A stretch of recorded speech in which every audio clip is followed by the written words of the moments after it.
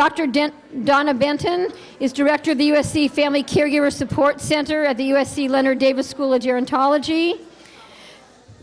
Dr. Debra Cherry is executive vice president at Alzheimer's Greater LA. And Dr. Bonnie Olsen is professor in the Department of Family Medicine at USC Keck School of Medicine and heads the HRSA GWEP grant. Take it away. Far be it from me to get in between you and your cookies. Hi, everybody. I've been told to cut this short. We all have, so there will be a lot of slides that you have that I'm going to be skipping over. And I'm just going to go past this one because there's nothing I would want to disclose in front of now, 100 people.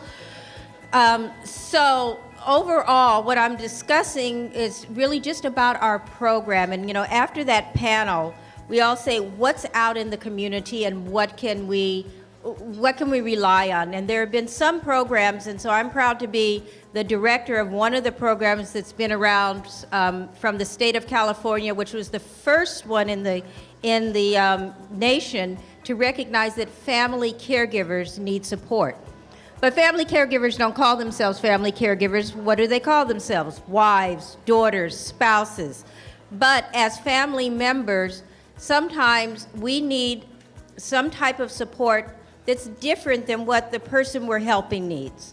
We may need things, so what we're trying to do at our center is really provide that comprehensive support that's based not only in what we've been calling client-centered support, but also support that's also based in research, so that when we are providing services, you can be assured that the services are coming out of what's current in the field, that the information we're providing has been vetted, and that that we're trying to also at the same time innovate and find new technologies and new ways of being able to provide those services to as many people in the California, and in my case, the Los Angeles County region, as possible.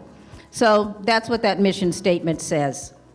So who do we serve? We serve all of LA County, and we're helping primarily you as the family caregiver, but of course, as we're helping you as the spouse or the wife or the husband, we certainly know that any help we give you, we hope will be translated onto the person that you're caring for, and we know that we can provide those type of services. The other thing is that while this conference is on the other dementias, and our program also helps family caregivers, whether or not they're caring for someone with any type of dementia. So we really have been looking at the other dementias like Parkinson's, traumatic brain injury, ALS, MS, but also we are helping caregivers who might be caring for somebody who has a long-term health problem or some other disability. So we're very broad in our scope of who we're trying to help with chronic illnesses. So the one thing that I would like to say for most of us is that we all feel as family members that maybe we can do anything, but you can't do everything. And I think that's what we are really trying to help caregivers learn about. That oftentimes the caregiver, and we've seen it, we've heard it, we know family members who are they're being the driver, you're being the person who coordinates services, you're working, you have your own personal life, but what you're not doing is taking care of your own health. You may not be getting a chance, trying to figure out how to relax. You're trying to do all of this balancing, and so you also will feel guilty if you aren't the person who's directly there caring for your loved one, because many times you'll say, "Oh, well, if I get somebody else to come in, they're not going to do it. They can't do it the way I do it." And of course, what we're saying is you can't do everything, and no, they're not going to do it exactly the way you do it, but maybe they can keep the person safe so that you can go get an hour of uninterrupted sleep. So no, they're not going to do exactly the same way. And then somehow we want to help you learn with how to handle the feelings of guilt, handle feelings of sometimes when you get angry, not that anybody ever gets angry, or that you get frustrated. And then also, how do we get rest for ourselves, and how do we integrate more pleasurable things in our lives? So that is part of what we do in our center as a focus on you as the caregiver, is really help you get what we call, what you've heard the word maybe respite. So, oh, I'm sorry, I have a whole bunch of sound effects I didn't put in. So this is where we are. And so the first thing is, everyone, you generally, how do we get people? They don't call us and say, hey, I'm a caregiver, please, I need help. No, well, they're calling us because I want to know where I can find transportation or a meal or something like that for my loved one. And then we'll give you that information, and then we'll say, and how are you today? And usually there's a long pause, and then they say, who are you talking about? No. And then I'll say, no, we're asking, how are you? What are you doing? And so that begins our conversation. And then, of course, as was mentioned on the panel, we do provide support groups, and we certainly reach out to other support groups because we can't be everywhere. I want to point out that one of the things, because as caregivers, they're busy and many times you can't get out of the house, not only do we have the in-person support groups, but we've also have telephone support groups, so that, when you can't get away, you're trying to balance things, there's still some way for you to meet with other family caregivers and discuss what's going on with you. Respite care. Now, respite care is, for most people, it's a way to take time away and let someone else do something that maybe you really can't be doing anymore. But it's difficult because you say, well, sometimes I don't have money to go do respite. We do have some funds towards respite so that we can get someone else to come in. They're not going to do it the same way that the caregiver does this. And so as a referral source, most of the time our hospitals and our discharge planners, people who refer to us, they usually refer because they know about our respite funds.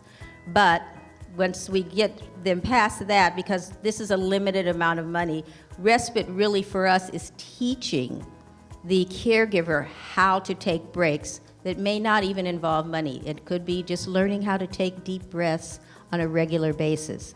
It's learning meditation techniques. It's learning how to reach out to other people. Somebody, am I like 5 minutes out, roughly? Okay.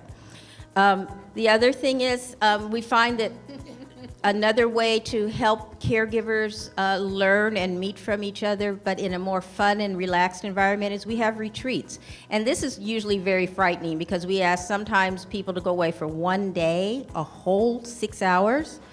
But we will do everything to support the caregiver to get that time away, including respite funds, waiting for several weeks. One person, it took 1.5 years to get him to take 6 hours away, and we're really happy he did, and he was too. But at these retreats, this is the time when we both do some education, but we really teach, again, a lot of those self-care techniques, and so that they can take that away, and then you kind of have a little way of inoculating yourself during those stressful times.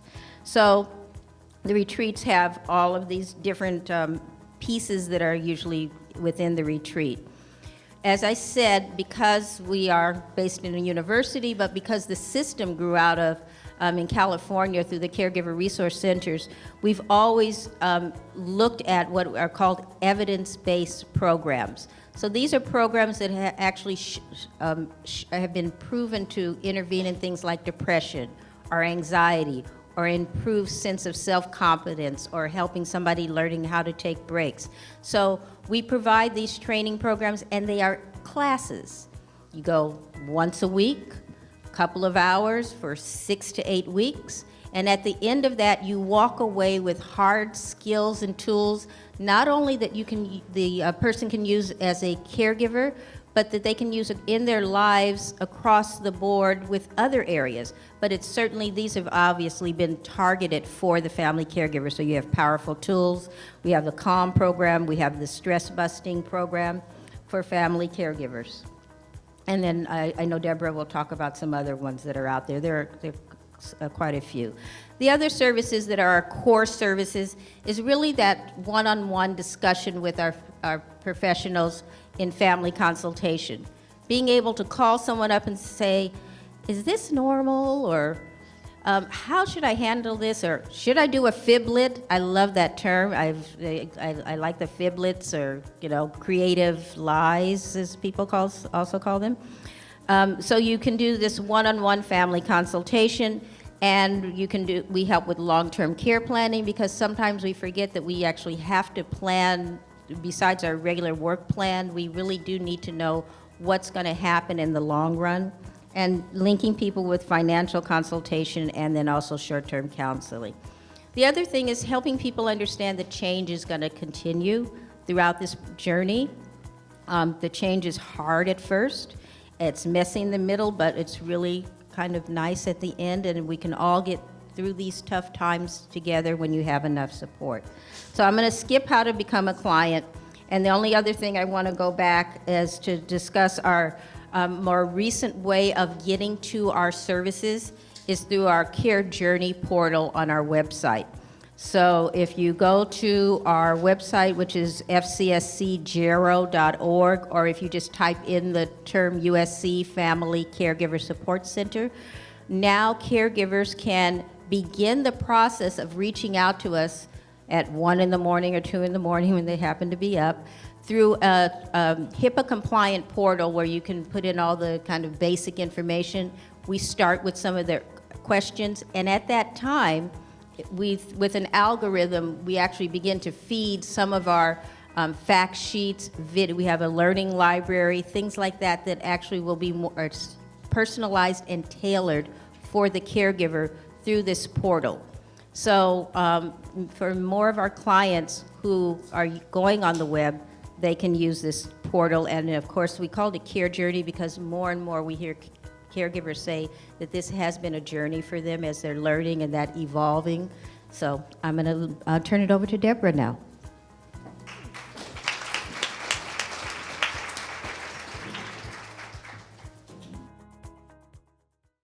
It's good to be here again at USC, and I'm just going to skip some of the less critical of these slides. Let's see if I can, like that one, where we get funds, and this one, just, this is, I wanted to acknowledge that it is recognized by the National Institute of Health that, most people seem to have mixed etiologies for their dementia, and it's not as pure as we'd all like it to be.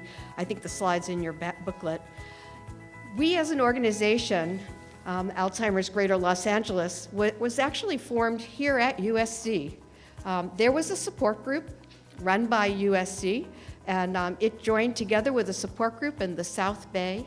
And together with their support group leader, they incorporated, and they became something called the Alzheimer's Disease and Related Disorders Association, ALZGLA. Everyone loved that name, ALZGLA, right?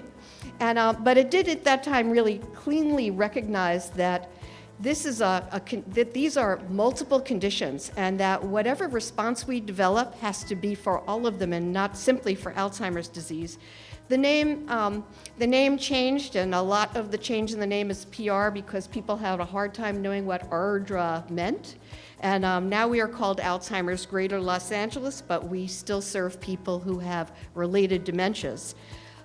We are a local organization. We've been here since 1981. We try to provide services that are high touch and personalized as well as family centered. I think what we are best known for are some of the work that we do in diverse ethnic communities. In '91, we started a program some of you may have heard of called El Portal, and it helped our community to develop support groups, daycare centers, legal clinics, and more for Latinos, the earliest of these services offered anywhere in the country and probably in the world is what we thought. That in 1997 was adapted for African Americans, became the West Central Dementia Care Network, and then in the early aughts we developed Asian Pacific Islander Dementia Care Networks for the Korean, the Chinese, the Japanese, Filipino communities. And again, so we provide services, but we also help our community to provide services by working in partnership with other organizations and helping them develop their skills. Right now, we still serve diverse communities. Our old El Portal site is an East it's called the Greater East LA Regional Office. It's mostly Spanish-speaking in the services we provide, but most of our services are multilingual and we hope culturally competent. And they're free of charge to families. We have 5 offices, one in Koreatown, one in Santa Clarita, in the San Fernando Valley, East LA, and Riverside County. And they're all bilingual, at least in English and Spanish. Most people come to us through our telephone helpline, and the helpline, I think the most common questions that we get on our helpline are, can you connect me to a support group? Can you connect me to a nursing home? And not infrequently, we take that as a sign that the family's in crisis and there's an issue happening here that makes them want to make a change in their life circumstances. And our helpline staff and some volunteers mostly do information and referral, but increasingly we get crisis calls, and we have social workers at all of our offices who can provide help to families, at least in English and in Spanish, and sometimes other languages. And what they do is they provide disease education, they help the family through the development of a care plan, they provide support, they try to support the family through the course of the illness so that people can come back and call again when something else changes in their lives and they need additional support. They teach problem solving on how to manage challenging behaviors that can happen with the various dementias, and they do follow-up. We, similar to the Caregiver Resource Center, we offer evidence-based caregiver education programs. Our primary one is the Savvy Caregiver, and we've been working to adapt it for a shorter program called Savvy Express, and we've offered it in an adapted form for Latinos called Cuidando con Respecto. We have these longer classes, but we also do a lot of one-on-one education, or rather one-time education. So if you're running a senior center, a clinic, and you have a group of family caregivers, you can contact our office and say, I would like something on basic Alzheimer's disease, or I'd like a lecture for the seniors who live here on how do you reduce risk for dementia, or what is vascular dementia, and how can I reduce risk for that? We can provide those kinds of educational programs at your site, usually in English and Spanish, sometimes in other languages as well, depending on who we've trained up. We also have activity programs. We teach professionals to deliver memories in the making, an arts program for people with dementia. So we offer it, but we also teach others so that they can offer it. We provide a Memory Mornings, a little activity program, and we do it also with early stage services. Now, it's interesting. I think about our early stage services, and in 2000, together with Granada Hills Community Hospital, I see a colleague, Marlene here, who is there for that. We developed a program called Memory Club. The Memory Club's 7 sessions, psychoeducational. A person who is early in the disease, sometimes also young, comes and may not have a diagnosis. They come and they have an educational hour, usually with the person and their care partner together, and then they separate into 2 separate rooms. And over the 7 weeks, these groups usually develop coherence and people feel less isolated. We had a study done again by a USC professor, Steve Zarrett. He showed that people were feeling less isolated, and they reported a lot of benefit from this Memory Club. Well, when people finished the Memory Club, they weren't happy with us because we tell them, well, that's it.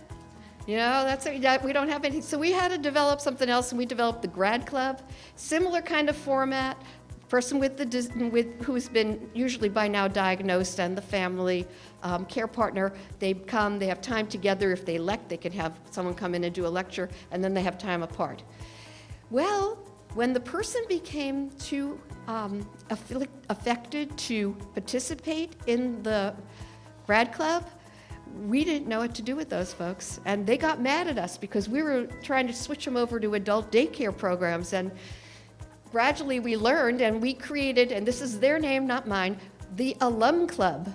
And the Alum Club is it's a support group for the people who have become now caregivers, and their family members often simultaneously attend our memory mornings. It's an activity program that we do on Friday mornings in the office so that people can continue to feel connected.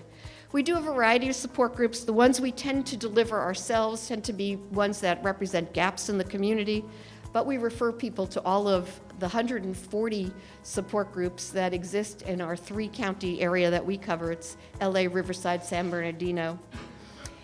And we have tried to develop, so LA County has a literacy level of 6th grade. Did you know that? I mean, it's kind of shocking.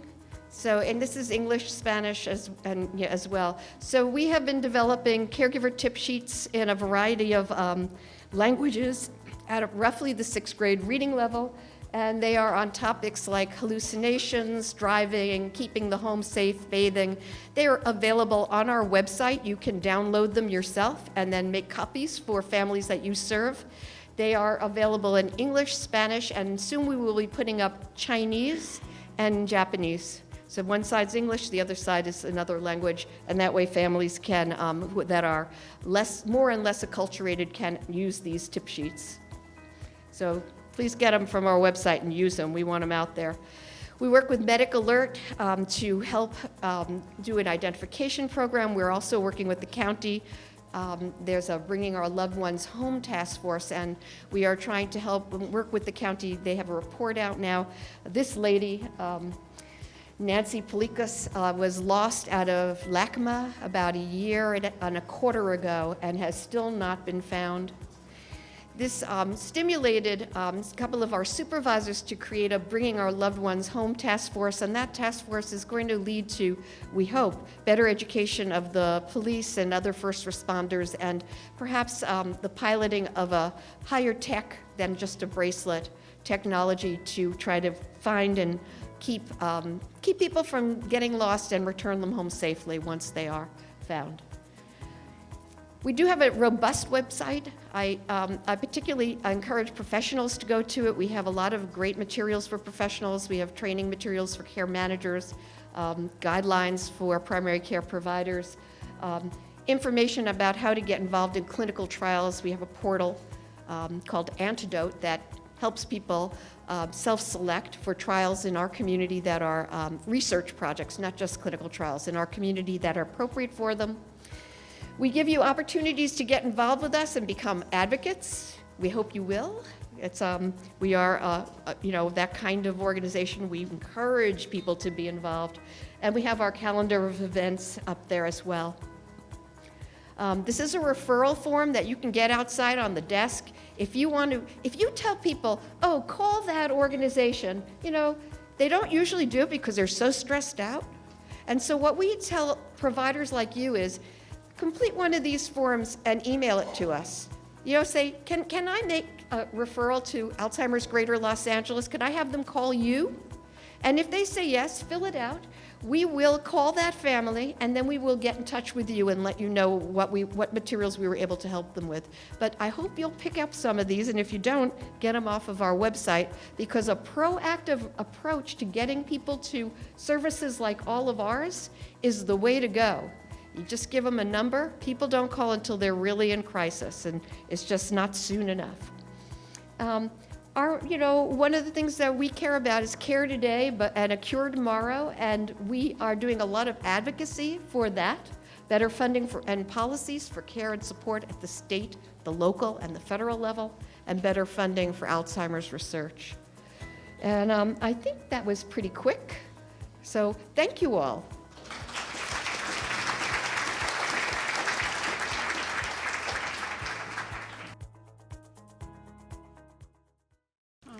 Good afternoon. It's really nice to be here. I am Bonnie Olsen, and I am a clinical psychologist, and I'm going to be talking to you as a clinician to clinicians. I know many of the discussions earlier this afternoon were more research-based, more science about the science behind these other dementias, the non-Alzheimer's dementias, but I'm really going to be talking about sort of the more clinical side of what do you do in the office when you have a patient and a family caregiver there with you. Nothing I can say can be this afternoon more compelling than that panel of patients and care partners who were here. And what I heard more than anything else as they were speaking is how frustrating and how important it is that they get to that diagnosis, that all of that process leading up to it is so difficult, and what a sense of relief comes when they finally have that label and understand what it is they've been struggling with. Clearly important, but this is really about what happens once that label, once the diagnosis is made. And I'm just going to offer some thoughts about what I believe and what I've come to know from my clinical work is really helpful for families and both the caregivers and the patients themselves about what comes next. Once they have the label, they have the diagnosis, then what do they need from us as clinicians? So one of the things that I think is really critical and very hard to do is to match your message to the audience. Sometimes families, the way I like to frame it for myself is it something that was expected, suspected, or completely out of the blue. Because as a clinician, you're really going to have to change what you say to address the needs of the family and the patient based on were they at all prepared for where you are right now today, and start there. So if this is brand new out of the blue, they didn't really expect that there was a dementia diagnosis coming, then that's where you really have to back up right to that point. If, on the other hand, you have a family who is really much more prepared, kind of already sort of expecting that diagnosis was going to be coming, then that's quite a different place to start from. So just keep that in mind that that really it's a much more person and patient-centered approach to really start with where they are. They need some degree of reassurance that now that they have a label and a diagnosis to the condition, that it doesn't mean anything's going to change. Tomorrow's going to be just like yesterday was. And I usually frame it just like that to folks, that really now they can begin to develop a plan as to how they're going to address this and provide the care that's going to be needed. What I've learned is that many family caregiving situations, they need some direction about when to go to the physician, when to go for help, and when not to. It's very murky as like we may be doing this for years or decades, as the case may be, but this is their first go at this, and they don't have all the background we do. So helping them to decide when is a situation that calls for call the doctor and make an appointment this week, or go to the ER right now. That's a change that is not expected. So giving them some sort of parameters around that can be really reassuring. And also then the referrals to the community agencies and all the support that's out in the community so that they have a place to go to when it's not that urgent medical condition that needs a response right now.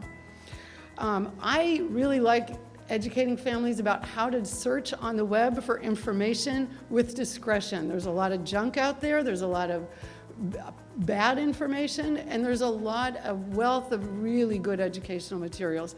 I try to give families some direction about how to sift through that so that they're really going to reputable sites.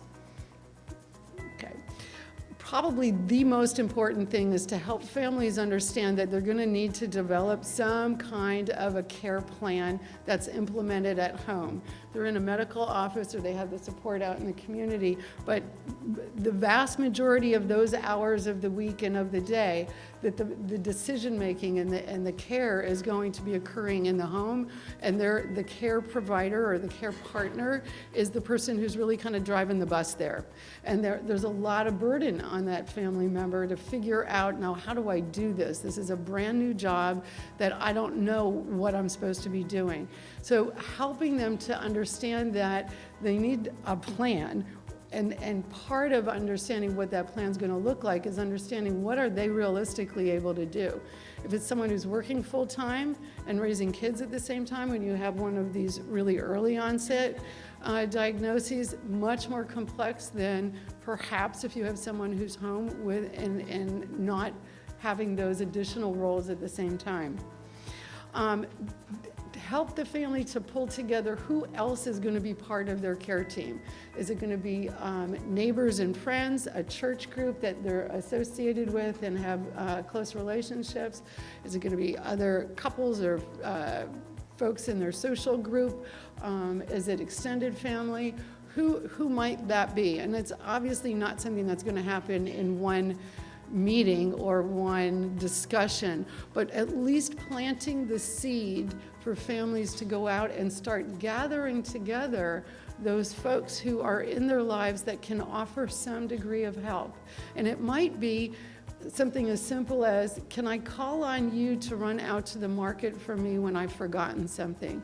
Because that would really ease the stress on me so that I don't have to make a second trip out to the store. Something simple like that might be a really important piece of a care plan that seems trivial but really can make a difference. Help the care team, whether it's an extended family or all those folks who might be a part of providing care for an individual with dementia, help them to figure out how they're going to communicate with each other. Especially that becomes particularly important with large extended families where you have adult kids that live locally and some are over in other states, or some people are, when there's a rather dispersed group of people providing different parts of the care, figure out a communication strategy. It might be a group text, it could be an email string that everybody's on. And sometimes when it's more advanced stages of the disease where there's care providers in the home, having a logbook of what's gone on in the last week or what the last visit for the physician or medical providers were, some strategy really can help. And a cue to help them realize it is a lot better than letting them figure out by default that it doesn't work when we don't have that strategy in place. I encourage providers, and do so myself, is to talk about goals of care early in the process. Understanding what the patient's values and preferences are, what kind of care they want. Is staying in their own home really important to them? Or for some folks, it's not. It's really like, no, going to an assisted living or another kind of facility when the time is right is really a preference. So don't assume that because this is how you would want to be cared for, that necessarily is how your patient might want it. So have those discussions and conversations early on when the patient's able to participate in them. And that sometimes can help, if you do that as a clinician, it helps the family to sort of model that it's okay to have these conversations and it's actually really necessary and helpful. Okay, so this is my last slide, and then I'll wrap up because I know everybody wants to get home on a Friday afternoon. These are sort of some rules of thumb that I've found have stood me well as I try to provide help and care for families in this role. While it's really important to develop a care plan, make it short. And generally, it's about 3 to 6 months, depends on the disease. Some diseases progress on more quickly than others, but usually folks have a window about 3 to 6 months that they can kind of actually do some planning. Much more than that, it becomes overwhelming and sometimes just kind of silly because we don't know what lays ahead. But given that you have a plan then, be prepared to adjust it. That particularly with these sorts of atypical dementias, particularly, that the name of the game is going to be prepared and have a plan and be prepared to adjust it all the time. Telling families that is so relieving because if they expect, I make a plan, we're sticking with it, and it doesn't work, they feel really frustrated and sort of demoralized by that. So I kind of think 80% hit rate is excellent. Tell families that nothing you do, no kind of care plan is going to work 100% of the time. 80% is like you hit it out of the ballpark. That's good. Okay, kind of the phrase that it's a marathon, not a sprint. We need to be in this for the long haul. Sort of take care of yourself. Think about what being realistic looks like. And that while fluctuation is expected, that sort of need to adapt, sudden declines are not. that generally speaking, in most all forms, even the unusual or atypical forms of dementia, we do not expect sudden change. So if there is a sudden change, that's a cue to do something about it. Bring that to a medical provider's attention, because there's something else going on most of the time. Not always, but most of the time. Okay, and then my last sort of rule of thumb that I think many caregivers that have thanked me for is that 3 nights without sleep is the max. After that, you are not able to be a caregiver. If your sleep has been disrupted because of behaviors or problems going on, you need to find somebody else to say, tag, you're it, because I need to get a full night's sleep. And I kind of hold that rather rigidly with families that I'm working with, because we really want to avoid something really negative happening when you have a really fatigued caregiver trying to manage some difficult behaviors. So that's just a very brief kind of orientation to what I think helps clinically. I want to thank everyone for your attention and your care that you provide to your patients.